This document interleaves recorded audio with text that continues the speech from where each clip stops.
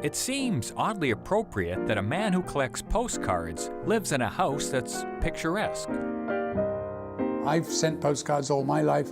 I collected them when I was a kid. And he continues to collect them in retirement.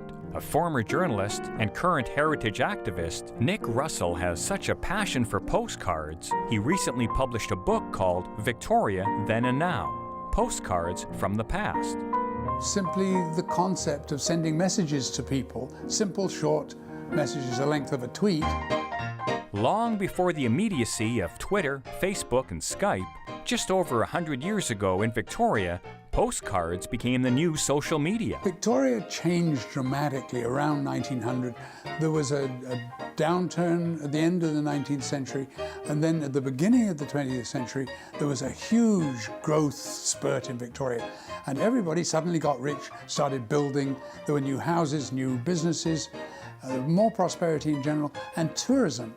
And so that's when the real golden years of postcard sending occurred. Then, of course, the war came along and that died off, tourism died off, the prosperity died off, and it took a long time for postcards to build back up. Field service postcards were popular in World War I because national security was so tight. Soldiers were only allowed to send home the most basic information. That's very touching because this is the only contact families would have for months and months from these soldiers. You're only allowed to cross out a line if it's not appropriate or add in a specific.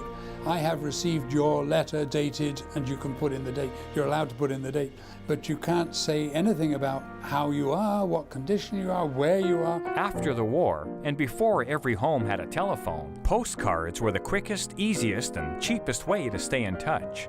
There were a lot of traveling salesmen in those days, and I think they had to report home. They would send a card back to mother, just saying, got to Victoria, going to Seattle tomorrow. And they would be really monosyllabic, but it served to provide that little bit of communication, and they could afford to at 1 cent a time. 100 years ago, and I've got examples, Martha could write a note to her aunt saying, "Dear aunt, I'm busy this morning, I'll come over for tea this afternoon." And the card would be delivered by lunchtime.